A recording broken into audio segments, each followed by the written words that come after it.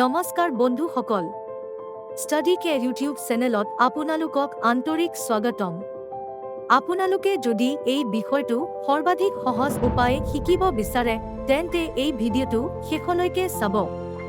চেনেলটোত নতুন হ'লে subscribe, like কৰিব আৰু আপোনাৰ মতামত কমেণ্ট জনাব। আজিৰ ভিডিঅ'ত ষষ্ঠ শ্ৰেণীৰ অসমীয়া পাঠ 1ৰ প্ৰশ্ন উত্তৰ দিয়া হৈছে।